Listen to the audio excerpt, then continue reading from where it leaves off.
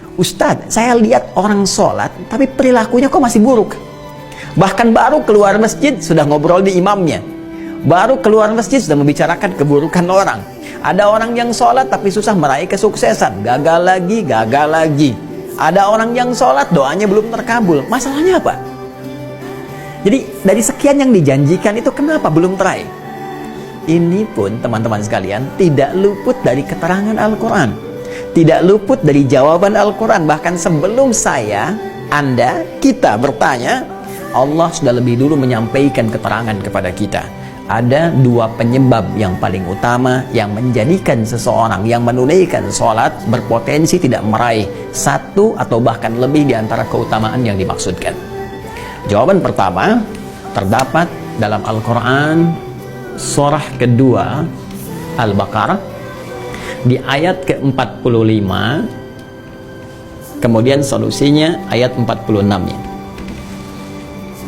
Yang kedua, kita temukan di Quran surah kedua 29. Di Quran surah kedua 29 Al-Ankabut di awal ayat ke-45-nya. Tuh, sama-sama 45 ayatnya, ya, tapi nanti dengan pemaknaan yang berbeda.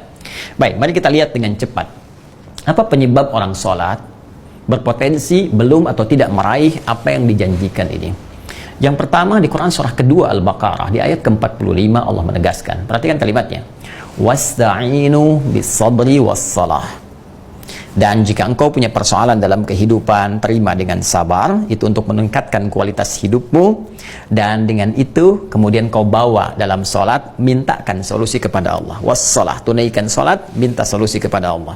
Wa innaha lakabiratun illa 'alal khashi'in. Namun penting kau sadari, sholat itu tidak mudah engkau lakukan. Awas, hati-hati tuh, ya. Ketika Allah menyandingkan sabar dengan sholat dan membandingkan keduanya, ternyata tingkat kesulitan menunaikan sholat itu lebih dibandingkan dengan sabar. Hati-hati. Artinya kalau orang tidak sabar menunaikan sholat, orang tidak serius menunaikan sholat, itu sulit kemudian akan menunaikannya dengan sempurna. Jadi lebih mudah dalam bandingan Al-Quran, lebih mudah kita belajar berikhtiar untuk sabar dibandingkan kita menyempurnakan untuk menunaikan sholat dengan baik. Kalau kita tidak serius. Nah, tapi Allah tidak berhenti sampai situ, supaya Anda tidak bertanya, kalau begitu, kalau sholatnya berat, kenapa kita diminta menunaikan? Hei, belum selesai ayatnya. Allah berikan jalan supaya sholat ini mudah ditunaikan oleh kita. Tapi kalau Anda nggak ikuti jalannya, tetap akan sulit bagi Anda. Jelas, seperti Anda nggak tahu ilmu sabar. Karena nggak tahu ilmu sabar, susah bersabar. Nggak tahu ilmu sholat, ya susah sholat dengan baik. Maka ayatnya kemudian memberikan penjelasan kepada kita, illa 'alal khashi'in, kecuali bagi orang-orang yang khusyuk dalam sholatnya.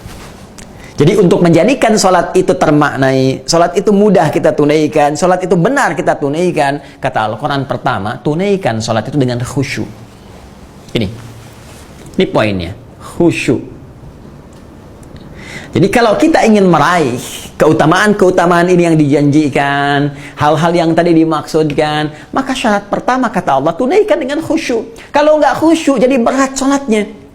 Kalau nggak khusyuk, jadi beban sholatnya. Jangankan saat menunaikan sholat, saat dengar azan pun jadi seakan beban.